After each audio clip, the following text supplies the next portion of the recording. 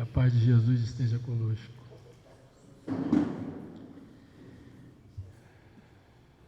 Nós estamos no capítulo 24, não pôr a candeia sobre o alqueire. Nossos itens hoje eram do item 8 em diante, mas a gente resolveu fazer assim uma breve síntese do que o capítulo nos traz.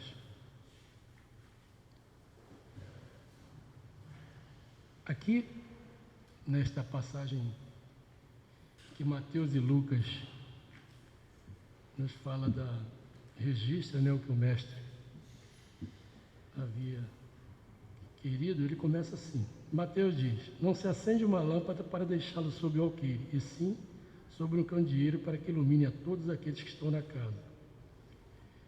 E em Lucas, não há uma só pessoa que depois de haver acendido uma lâmpada cubra com uma vasilha ou coloque sobre a cama. Coloca assim sobre um candeeiro para que aqueles que entrem vejam a luz, pois não há segredo que não deva ser descoberto, nem nada escondido que não deva ser conhecido e levado ao público.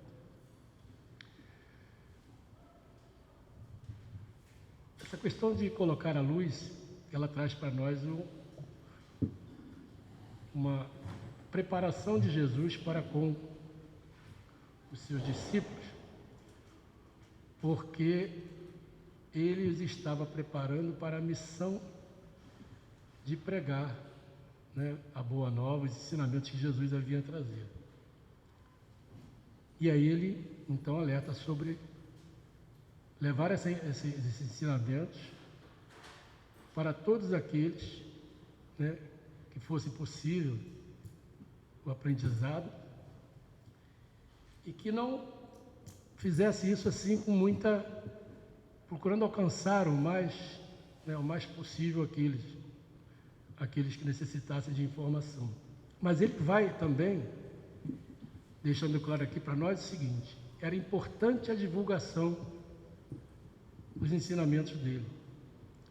E ele então vai em alguns momentos dizer por onde eles deverão começar, porque nós hoje temos a possibilidade e a facilidade de, usando essas ferramentas tecnológicas que são maravilhosas, quando bem usadas sobretudo, mas Jesus não tinha isso naquela ocasião.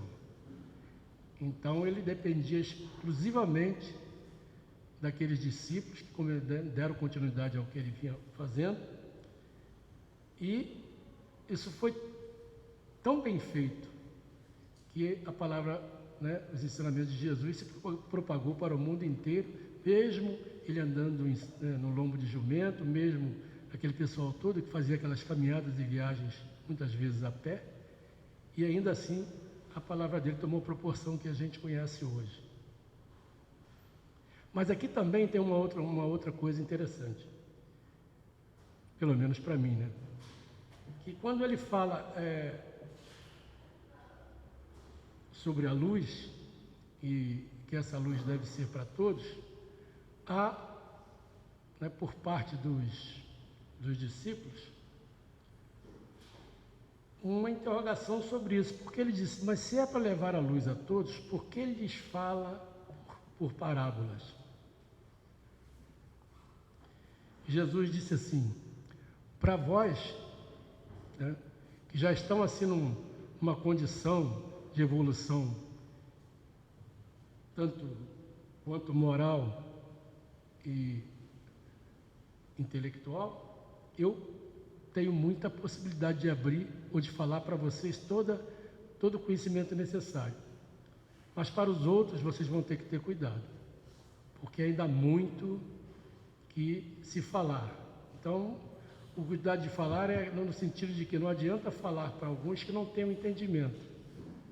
Até isso ele prepara eles. E nós vamos ver aqui que em alguns casos, inclusive mais adiante nós vamos falar sobre isso, de algumas coisas que não foram reveladas. Aliás, no Espiritismo, nós que somos espíritas sabemos disso. Tem coisas que não são reveladas, e para nós mesmos elas são tidas como mistério, como me ensinou o meu mestre ali. E me mostrou quais são esses mistérios e tal, e a gente vai lá ver que tem mistérios a serem descobertos. como eles se espantaram de ouvir Jesus dizer que vai colocar a luz para todos, ele próprio, que oculta a todo instante o sentido de suas palavras, sob o véu da alegoria, que não pode ser compreendida por todos. E aí, ele diz assim, ó, todo ensinamento deve ser apropriado à inteligência. Isso aqui já é Kardec fazendo um resumo do que Jesus havia dito. O que Jesus quis dizer com aquilo é que todo ensinamento deve ser apropriado à inteligência daquele a quem se dirige. Pois há pessoas para quem uma luz muito forte ofusca sem esclarecer. Ocorre com a sociedade, em geral, o mesmo com os indivíduos. As gerações têm a sua infância, juventude e idade madura. Cada coisa deve vir a seu tempo. Pois um grão semeado fora de um terreno fértil, ele se perderá. Então Jesus tinha certeza de que os discípulos estavam preparados para a missão que ele os confiava. Entretanto, mesmo com eles, ele também não disse algumas coisas, até porque, ainda que eles estivessem melhores preparados, eles ainda tinham alguma limitação. Quando a gente hoje, no dia de hoje, a gente vê muita diferença entre um e o outro de intelectualidade, né, de conhecimento, porque é assim mesmo.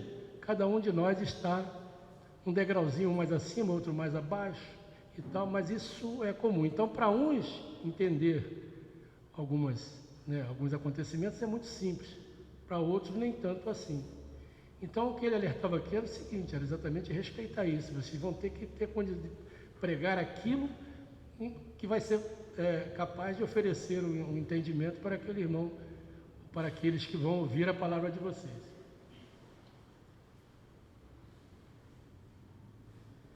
O Espiritismo, que é a religião que nós, ou que a maioria resolveu seguir, ele tem lá os seus mistérios também. Traz muita claridade para todos, né? Consola, mas algumas questões são misteriosas.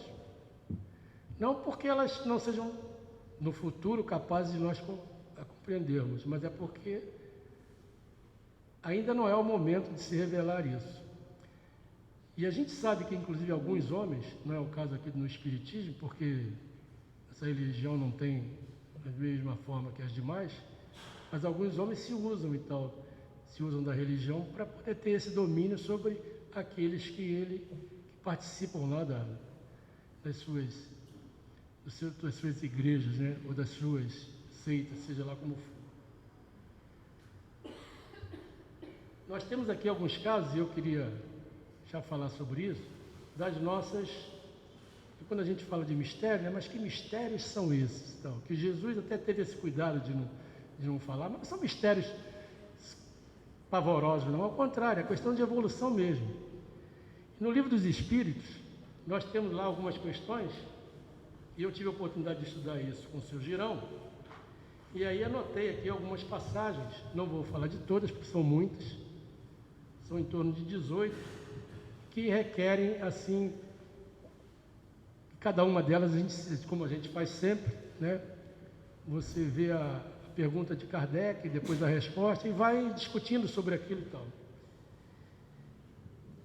Eu marquei algumas aqui só para a gente ter conhecimento de como é que a gente tem alguns mistérios que precisam ser revelados, que nós só vamos tomar conhecimento com o nosso grau de evolução, e até a condição de espírito. Vamos ter que chegar para poder saber algumas dessas respostas aqui, a gente vai estar muito avançado. Tem uma pergunta aqui na questão 42 que pergunta assim, ó, poder-se-á, porque a pergunta é sempre de Kardec fazendo aos espíritos, né? Quem já leu o Livro dos Espíritos sabe, Kardec pergunta, e Kardec ele pergunta, e depois mais lá na frente ele pergunta de novo e tal, ele fez um trabalho assim que é fantástico nesse aspecto. Poder-se-á conhecer o tempo que dura a formação dos mundos, da Terra, por exemplo? A resposta dos espíritos: nada te posso dizer a respeito, porque só o Criador o sabe, e bem louco seria quem pretenda sabê-lo. ou conhecer que número de séculos dura essa formação. Esse é um mistério que a gente não sabe. Podemos conhecer a época da aparição do homem e dos outros seres vivos sobre a Terra? Os espíritos respondem, não. Todos os seus cálculos científicos são especulativos. Então veja que há muito que se aprender, ainda há muito que percorrer, né? Não são, por mais que a gente tenha informação, a gente não tem que estudar muito mais. E o Espiritismo ele vai aprendendo isso à medida que a gente vai estudando, a gente vai tendo esses conhecimentos. Mas mesmo para alguns que têm muito estudo, isso ainda continua sendo um mistério. Os espíritos se formaram espontaneamente ou procede um dos outros? Deus os criou como a todas as outras criaturas, por sua vontade. Mas digo uma vez mais, sua origem é um mistério. Então a gente não sabe como o espírito é criado. Talvez fosse um desejo nosso saber como é que, né, começou essa história, né? Ele tem a resposta. E no momento provavelmente nós saberemos. Mas aí Jesus, continuando lá a preparação dos seus discípulos, ele disse em dado momento assim, ó, não ir aos gentios. Jesus enviou os 12 apóstolos depois de ter-lhes dado as seguintes instruções: não procureis os gentios, não entrei na cidade dos samaritanos e diante das ovelhas desgarradas de Israel. E diz mais, que no lugar onde despede, pregai dizendo que é o reino dos céus que está próximo. Por que ele dizia isso? Quem eram os gentios? Por que Jesus diz, como é que pode Jesus, que nos ensina a amar um ao outro, dizer para esse daqui, você não vai pregar nada agora? Por que ele disse isso? Os gentios eram aqueles que não acreditavam em Deus, não tinham a lei de Deus como os judeus o faziam. Os únicos que eram preparados para isso eram os judeus. Então quem são os gentios? Somos nós que não acreditamos em Deus ainda. Aqueles que não acreditam em Deus são gentios até hoje. Mas naquela época eles eram bem distintos. Não era judeu ou gentil ou samaritano, que também era exatamente como gentil. Ele não acreditava em Deus. As leis de Deus para ele não tinham nenhum valor. Então por que ele diz, deixa esses aí, vai procurar as ovelhas desgarradas de Israel? Porque esses conheciam a lei de Deus. E ele tinha que fazer com que os ensinamentos que ele estava trazendo, ele tinha que exatamente fazer com que essas sementes que já estavam ali plantadas, elas florescessem, né? Então, ele já tem o conhecimento, então vocês vão trazer de volta, levar a palavra para eles, porque neles vai valer o plantio. Nesses aqui, eles vão demorar muito, quer dizer, vão ter que começar do zero, né? E talvez não tivessem, né, o esperado, que era exatamente fazer com que a palavra fosse tomando corpo e chegando ao ponto que chegou. Então Jesus fez tudo certinho. Quando ele mandou que eles pregassem para esses, a gente vê a dimensão da palavra de Jesus hoje, né? Como ganhou corpo. Hoje, se tiver alguém que ainda continue gentil, é a minoria, mas que conhecer a palavra todos já conhecem. Saber da existência de Deus, né, dos ensinamentos de Jesus, todos conhecem. Podem até não quererem por alguma razão, e a gente sabe que tem alguns que pensam assim, mas não é por falta de conhecimento. Antigamente era preciso isso, hoje o conhecimento está em toda parte, espalhado, basta querer que... Eu tenho um amigo que ele se dizia ateu até ficar doente. E aí depois, eu me lembro que ele pegou um problema muito sério, e aí ele já falava em Deus. Mas ele que buscou isso, entendeu? Ele falou assim, Paulo, nesse momento eu me apego em Deus, no Deus que você falava que eu dizia que não acreditava. Eu realmente, tem coisas que só se explica através dele, é verdade, mas era o momento dele, né? A gente nunca deixou de ser amigo ou discutiu por isso. Dando seguimento a isso, a gente tem aqui uma outra alerta que Jesus dá a eles. Ó, os sãos não precisam de médico, né? Ou seja, vai para onde seja necessário. Quer dizer, aquelas pessoas que estão com problemas, com dificuldades. Essas são aquelas que precisam da ajuda. Aliás, Jesus era aqui que ele se dedicava, né? Porque esses eram os necessitados, são aqueles que precisavam que esses ensinamentos de Jesus, né? E o das curas também, que houveram bastante, mas esses eram necessitados.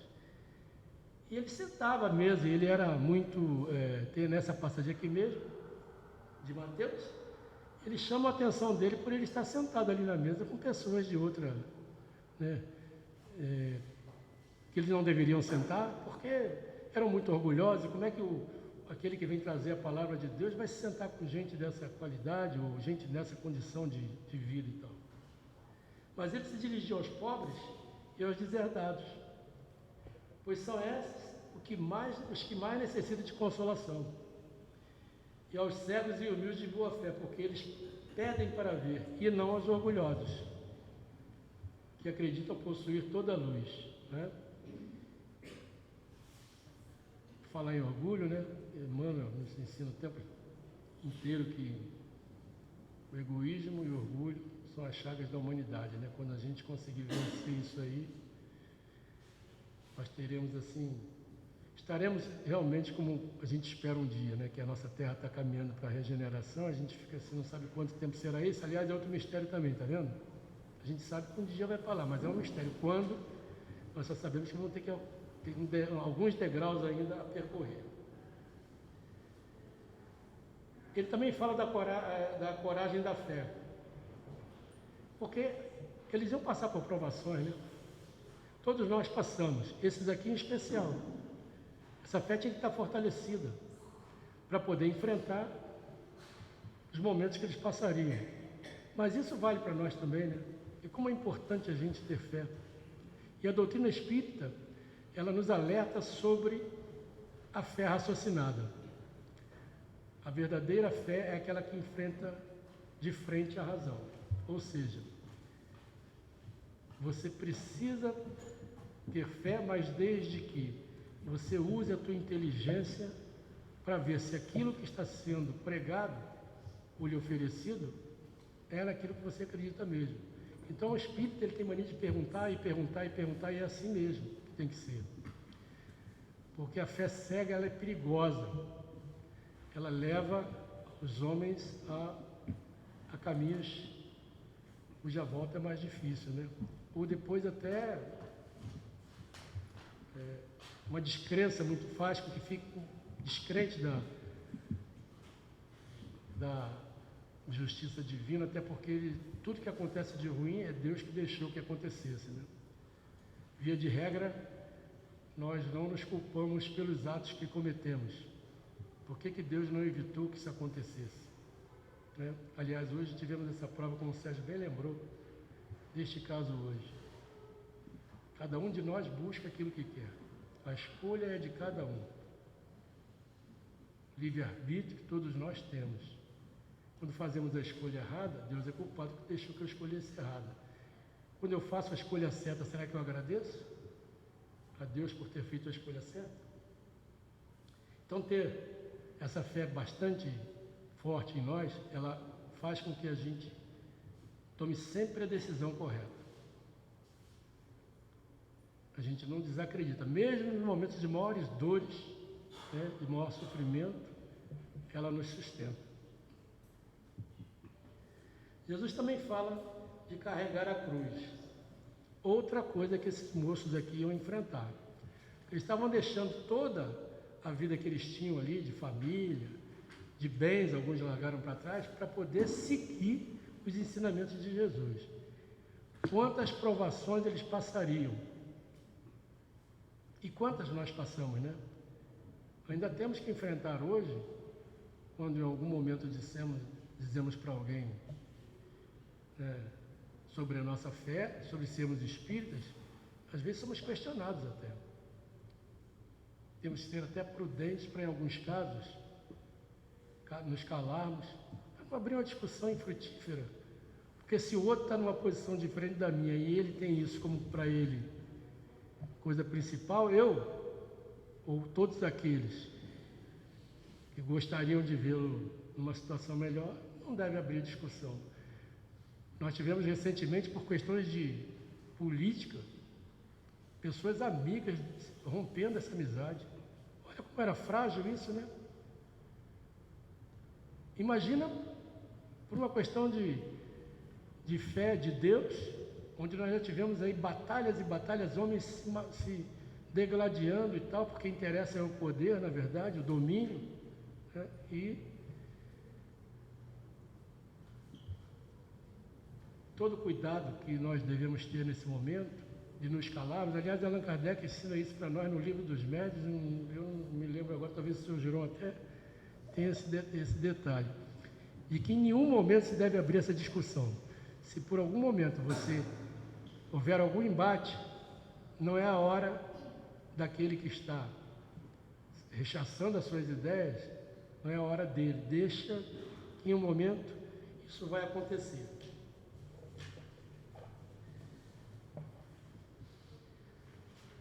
Eu já vou encerrar a minha fala, porque o senhor Jerônimo está doido para fazer a síntese dele. E como a gente fala o Espiritismo tem lá a nossa bandeira, a bandeira do Espiritismo é: fora da caridade não há salvação. E não há mesmo. A caridade que se fala não é essa caridade material, não que não seja importante. Nós sabemos disso, como é importante a caridade material. Mas quando se trata de cuidar do outro, né, quando é o outro que está carecendo de atenção, de palavra, entendeu?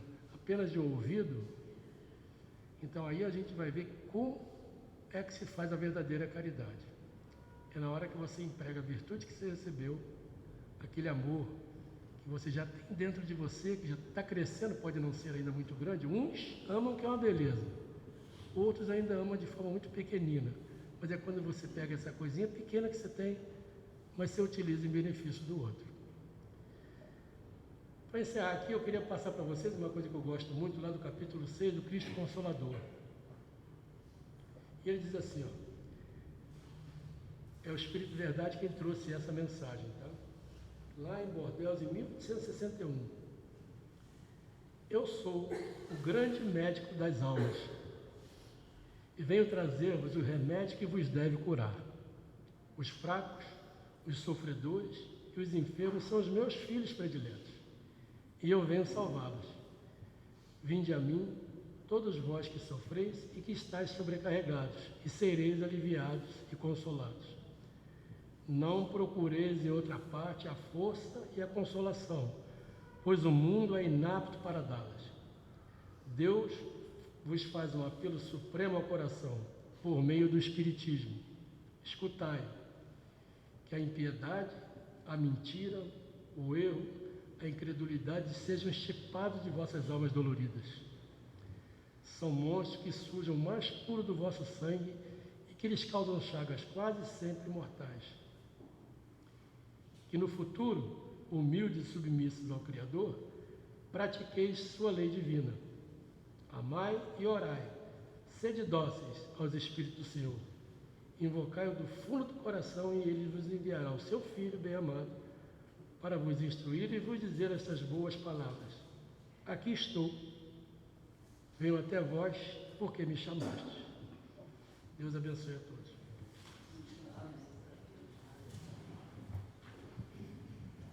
Agradecendo o Paulo pelo que ele trouxe para nós, vamos agora pedir ao Girão que traga a sua visão a respeito do estudo.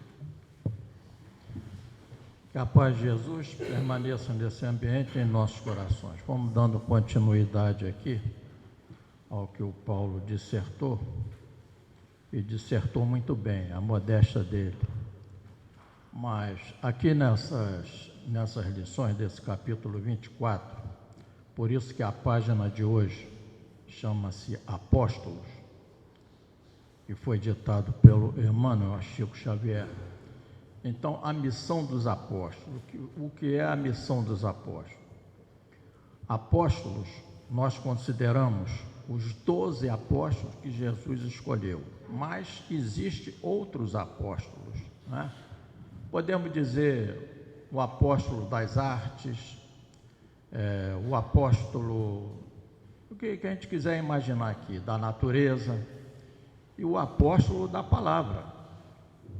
Aqueles 12 foram os que tiveram com Jesus, mas depois dele vieram outros apóstolos, chamados apóstolos. E ali o Emmanuel diz que os apóstolos, geralmente os apóstolos, são muito sacrificados e muito mal entendidos, né? Às vezes até por inveja de quem não respeita o outro e maltrata os apóstolos. Paulo foi maltratado e vai por aí afora, são milhares deles. E mais recentemente aqui, nós tivemos nosso Chico Xavier, Dr. Bezerra de Menezes, e vai por aí afora. Todos eles, reparem que eles foram maltratados. É claro que não é a maioria, mas sempre há um maltrato com esses apóstolos. Então Jesus, quando ele escolhe esses apóstolos, ele já estava com alguns deles. Já, tanto é que Mateus, né, ele coloca lá no Sermão da Montanha, capítulo 5, 6 e 7, e depois ele só vai no capítulo 10 dizer que Jesus está escolhendo os apóstolos, está nomeando os apóstolos. Nós temos que entender que os evangelhos, tanto de Mateus, Marcos, Lucas e João, eles não seguem cronologicamente datas. Por quê? Porque eles foram escrever o Evangelho, o primeiro foi de Mateus, 35 anos depois. Então eles ficam lembrando das passagens, foram colocando ali as passagens, muita coisa que Jesus disse para eles na época, eles não entenderam, nem deram muita atenção, e só mais tarde é que eles foram compreender o que Jesus estava dizendo naquela época. Isso 30 e tantos anos depois, e veio por aí afora. Então, Jesus escolhe os apóstolos. É bom a gente lembrar quem são esses apóstolos, né? Porque nós, às vezes, esquecemos deles. Como tem um grande exemplo, não se trata aqui da religião católica, nada disso. Mas nós somos espíritas e, como Kardec nos mostra, nós conhecemos a moral do Evangelho. O grande patriarca esquecido pelos próprios católicos, eu também vim de lá, São José, né? O pai adotivo de Jesus. Ele foi esquecido, mas não foi esquecido anos, não, foi centenas de anos, para se lembrarem que existia um José. Maria foi mais bem lembrada, mas José não. Então os grandes apóstolos também são esquecidos. Então Jesus, e o Mateus nomeia aqui os apóstolos escolhidos por Jesus. Ele chama Pedro e André, que são irmãos, Tiago e João, que também são irmãos, sendo que esse Tiago ficou conhecido como Tiago maior, porque ele é mais velho do que o outro Tiago. Depois ele escolhe Filipe, Bartolomeu, Mateus, Tomé, Tiago, é conhecido como Tiago Menor, que é primo de Jesus. Depois ele escolhe também Simão, que veio também com Jesus, é parente de Jesus, também veio de Nazaré. Ele escolhe Judas Tadeu, que é primo de Jesus, e Judas Iscariote. Esses são os 12. E diz Mateus que depois dessa escolha, eles já andavam com Jesus, Jesus então nomeia, vocês são os meus apóstolos, né? Que discípulos Jesus teve muitos, chegou a ter mais de 70 discípulos que o abandonaram. Mas os apóstolos são esses 12 que ele nomeou. Então, ele reúne esses 12 e diz para que eles vão pregar, como disse aqui o Paulo, no meio dos judeus, né, do povo de Israel, e não os gentios, porque os gentios não entendiam, eles tinham pressa. E o povo de Israel já tinha um entendimento do Deus único, né? Então precisava, Jesus estava mostrando ali uma nova doutrina que ele estava trazendo, não que ele modificasse o antigo, mas ele estava aperfeiçoando. E esses apóstolos foram, naturalmente, com a mediunidade que eles tinham, foram inspirados para poder ir passar nas aldeias, nas cidades. Então Jesus diz, né? Ide pregai, por onde andares, anunciai que o reino dos céus está próximo. Aí vem as coisas importantes que Jesus deu a eles, né? Então Jesus diz: curai os doentes, ressuscitai os mortos, limpai os leprosos, expulsai os demônios, dai de graça que recebeste de graça. Ao entrardes numa casa, saudai-a, paz a esta casa. Se as vossas palavras nestas casas e nessas cidades não forem ouvidos, ao sair, sacudi até mesmo o pó de vossos pés. Isso aí era um costume judaico, né? Não é que Jesus estava modificando nada. Então, o costume judaico naquela época, quando ele era mal recebido, quando ele saía, ele batia o pé, sacudia o pó. Por quê? Porque ele não trazia com ele a maledicência de lá, para ele retornar com o bem que ele estava dado por Jesus. Então, ele diz também: em vossos cintos não levai ouro nem prata. Aí ele diz: eu vos envio como ovelhas no meio de lobos. Porém vos digo, sede prudente como uma serpente e simples como as pombas. Aí ele diz, ele continua dizendo: nada escondido que não venha à luz, nada secreto que não se venha a saber. Isso tudo hoje a doutrina espírita está, né, direitinho caminhando com isso aqui. O que vos digo na escuridão, publicai às claras. O que vos é dito ao ouvido, publicai de cima dos telhados. Depois nós vamos falar sobre o Espiritismo aqui também, sobre isso, né? Que Allan Kardec desenvolve muito bem isso aqui. Não temais aqueles que matam o corpo, mas não podem matar a alma. Ó, a doutrina espírita aí. E ele diz também que ele vai encerrar lá no final dos versículos de Mateus. Então ele vai dizer assim: quem vos recebe, a mim recebe, e quem me recebe, recebe aquele que me enviou.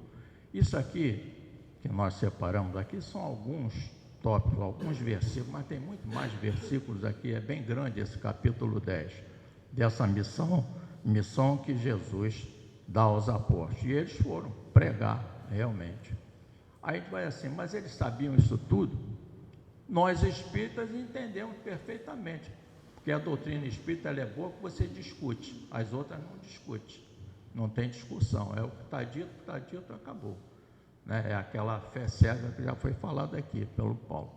Então, nós espíritas, nós na doutrina espírita com Allan Kardec nos dá mais esse modo de ver as coisas, a poder discutir, e discutir no bom sentido, não é ser contra, é discutir no bom sentido, entender, raciocinar.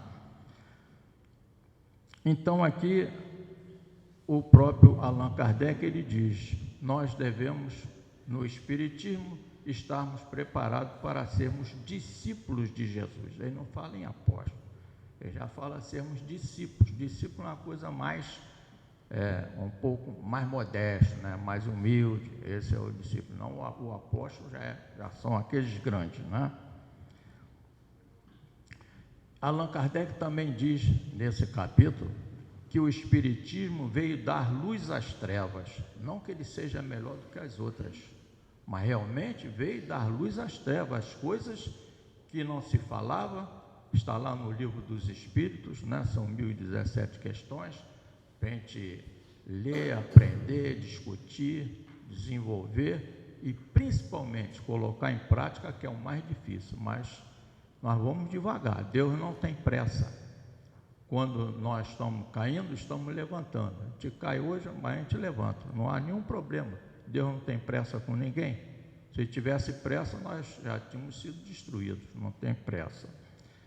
Então, nós gostaríamos de lembrar aqui que quando ele veio, o Espiritismo veio dar luz às trevas, e dentro da doutrina espírita, aqui nós vamos falar novamente, nós temos uma coisa que as outras religiões não têm.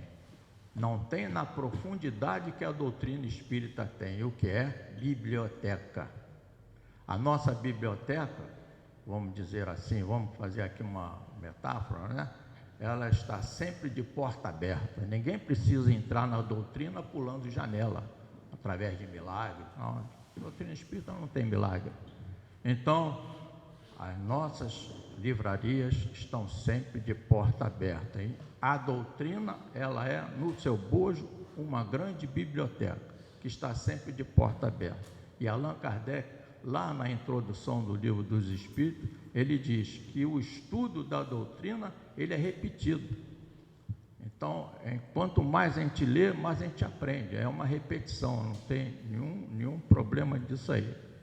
E dentro dessa doutrina, nós temos que ter o cuidado, devemos ter o cuidado de, quando estudarmos a doutrina, estarmos preocupados principalmente com as obras básicas de Allan Kardec. Fora de Allan Kardec, até diz Emmanuel para o Chico Xavier: o dia que eu estiver fora de Allan Kardec e Jesus, você pode me abandonar, me esquece. Isso dito por um espírito como Emmanuel, né?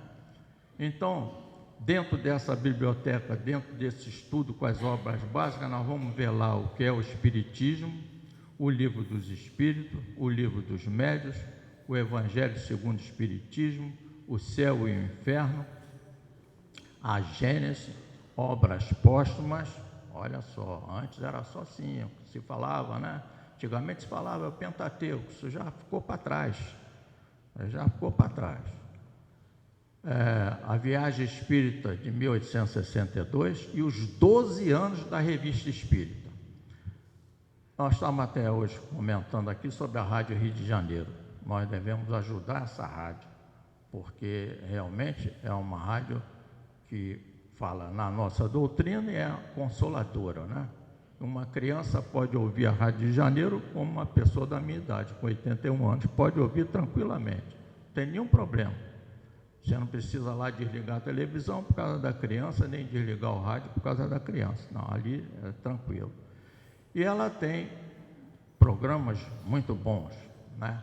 Mas eu vou destacar aqui, isso na minha opinião, modesto, 2 programas que a gente não deve deixar de ouvir. Um é de todo dia, todos os dias, 21 horas, é Luz na Penumbra. E todos os dias, 18 horas, a Ave Maria, que é o culto do Evangelho no Lar. Então, nós temos nessa rádio vários programas, mas esses 2, quem quiser estudar a doutrina espírita, pique nele ali às 21 horas, porque ele estuda desde o que é o Espiritismo até a última revista espírita. Isso leva, claro que isso leva tempo, porque meia hora que se fala, por exemplo, segundas-feiras é o Livro dos Espíritos, ele fala meia hora, depois na outra meia hora, às vezes é o Evangelho, às vezes é uma revista espírita, isso aí depende muito lá do programa. Mas então, nos traz todos esses ensinamentos da nossa doutrina espírita.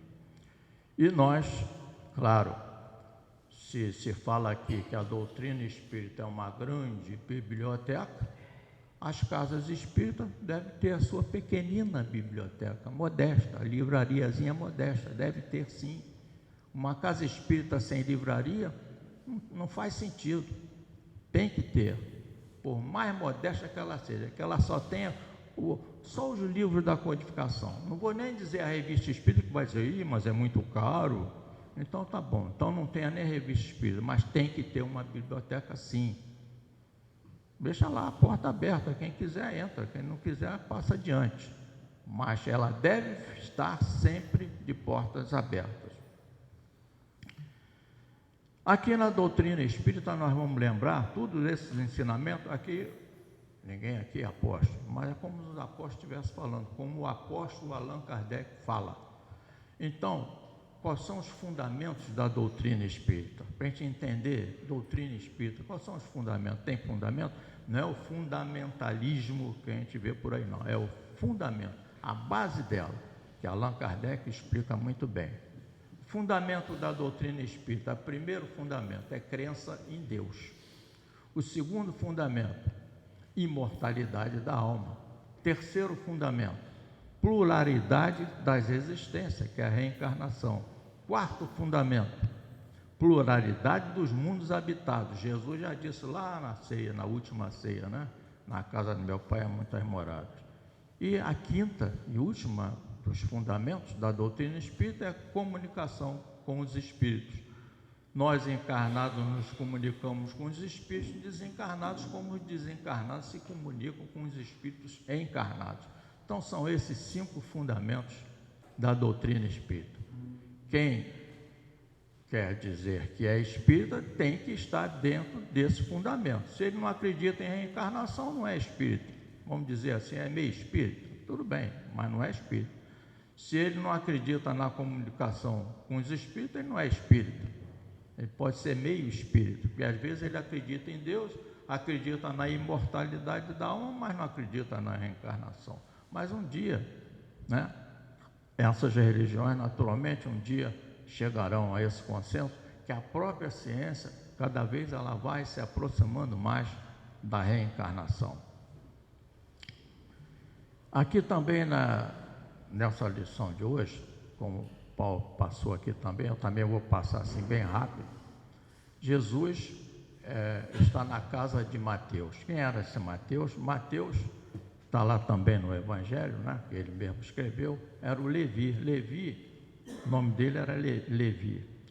Ele era um cobrador de impostos. Então Jesus passa, olha para ele, isso tudo num resumo, imagina o que é, né? Isso é que é fé, né? Jesus passa por um cobrador de impostos que era odiado pelos judeus, que não, nós gostamos de pagar impostos, até hoje nós não gostamos, né? Nós pagamos porque somos obrigados, por isso o nome já está dizendo, imposto. De boa vontade a gente não pagaria imposto não, cada um ia dar um jeitinho, não, esse aqui eu não pago, esse eu não pago, quer dizer, cada um ia querer levar vantagem. Então na mesma época dos romanos lá, que dominaram os judeus também, tinham aqueles chamados publicanos, que eram odiados pelos judeus, porque eles eram cobradores de impostos, e Levi e Mateus eram um deles, mas por isso ele era um mau homem? Não é. Está aí o exemplo de Zaqueu, também era um cobrador de impostos, mas não era uma má pessoa, mas era odiado, e ninguém gostava de pagar imposto, principalmente para os romanos. Muito bem, então Mateus convida Jesus, depois que ele foi escolhido, ele aceitou, convida Jesus para um jantar na casa dele. E na casa dele, claro, ele convidou os amigos dele, os que eram na época outros publicanos, outros cobradores de impostos, e diz lá que também tinha tinha pecadores e gente de má vida, está escrito assim. E Jesus está lá, senta com eles naturalmente, e janta, e os fariseus que estavam lá, alguns que estavam lá, observaram aquilo, e cochicharam lá com os discípulos, poxa, como é que o teu mestre come com gente de má vida? Jesus percebeu. Então Jesus dá aquela lição, eu não vim para os sãos, eu vim para os doentes. Os doentes é que precisam de médico. E ele cita, não está no Evangelho segundo o Espiritismo, é preciso ver lá no Evangelho, que no final ele cita Oséias.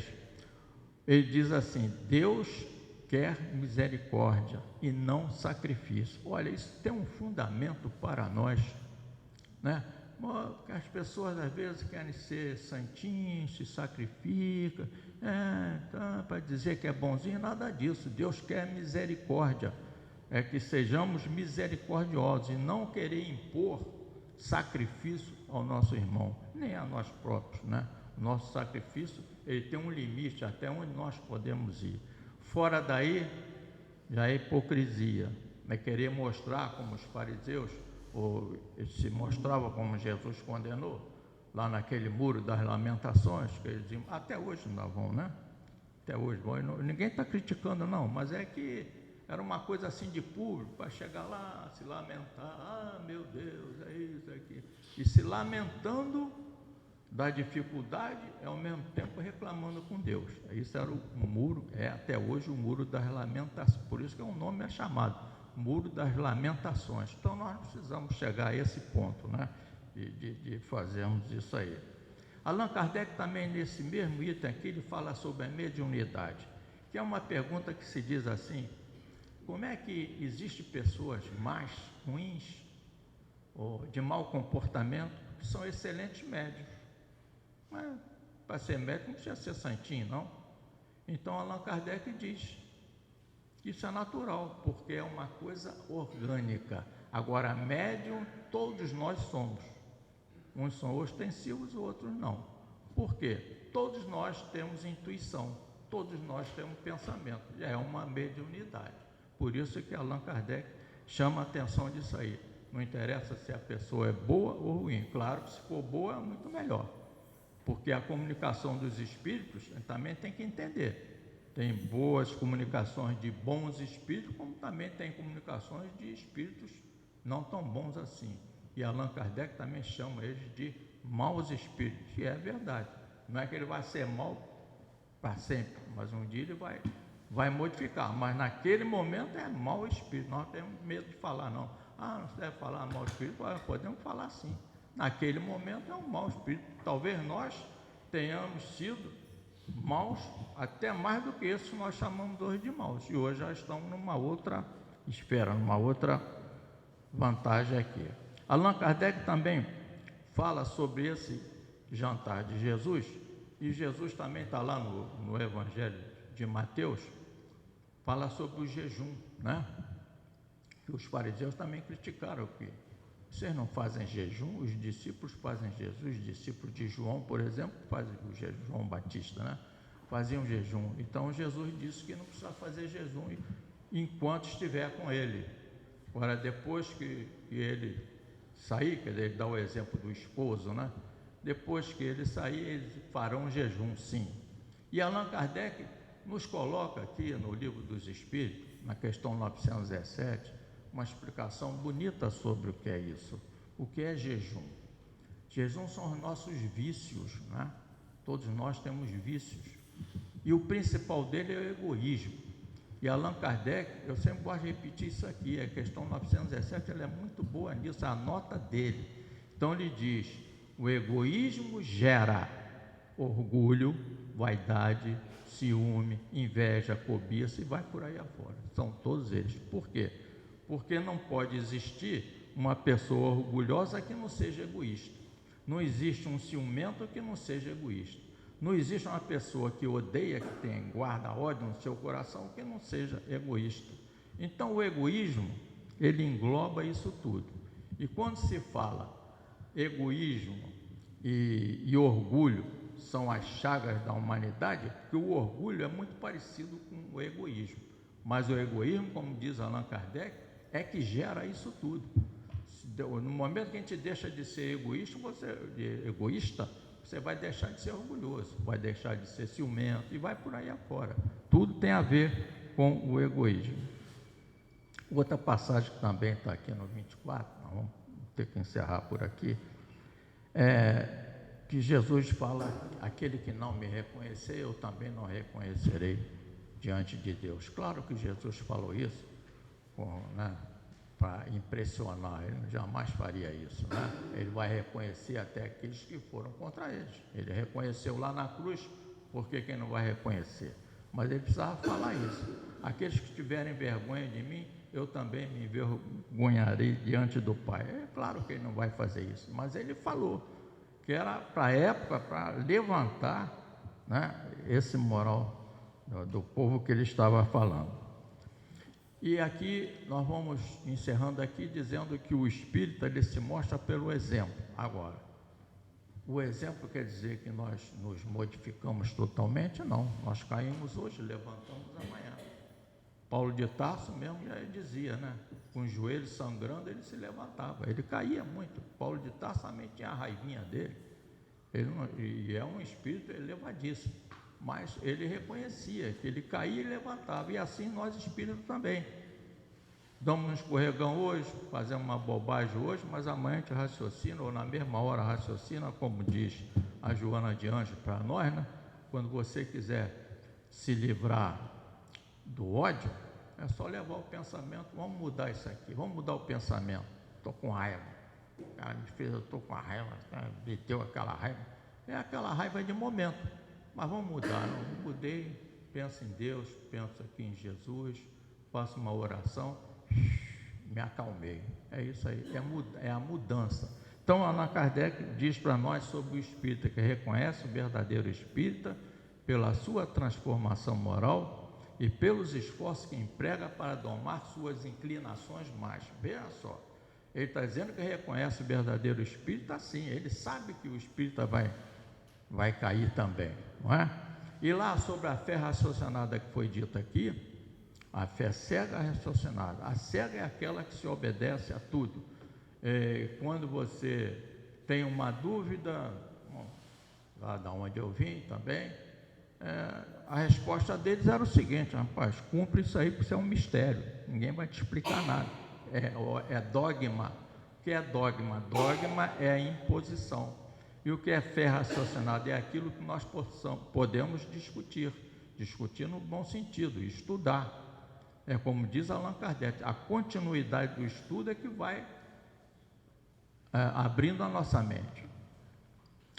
E então ele também, sobre a fé raciocinada, ele fala lá no capítulo 19, que já foi dito aqui, vou repetir aqui, que a doutrina espírita tem isso de bom, né? Muito repeteco, tem que repetir muito para a gente botar na nossa cabeça. Fé inabalável só é aquela que pode encarar de frente a razão em todas as épocas da humanidade. Isso é Allan Kardec que diz lá no capítulo 19, número 7. Então, do Evangelho segundo o Espiritismo. Então, esta fé, quando ela é inabalável, para nós termos fé, precisa, o primeiro passo da fé, qual é? É a crença.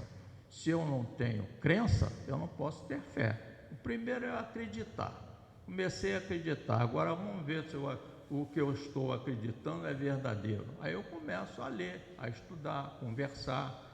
Tem um ditado que diz, né, que de uma pergunta que a pessoa não saiba responder, um outro saberá responder. Se aquele não souber responder, um outro vai saber responder. E se ninguém souber responder, o livro vai responder. É só pegar o livro dos Espíritos, enfim, tem o livro dos médios, vai por aí afora. Então, encerrando aqui a nossa fala, nós vamos deixar aqui uma promessa de Jesus, quando ele lá, na última ceia, Judas Iscariotes já tinha se retirado, e ele diz para os 11, se me amais, guardai os meus mandamentos, e eu rogarei ao Pai, e ele vos enviará outro Consolador, o Espírito de verdade, que o mundo não pode receber, porque não vê e absolutamente o não conhece. Mas quanto a vós, conhecê-lo-eis, e ele estará convosco e permanecerá em vós. Porém, o Consolador, que é o Santo Espírito que meu Pai enviará em meu nome, vos ensinará todas as coisas e vos fará recordar tudo o que vos tenho dito. Fiquemos todos encarnados e desencarnados na paz de Jesus.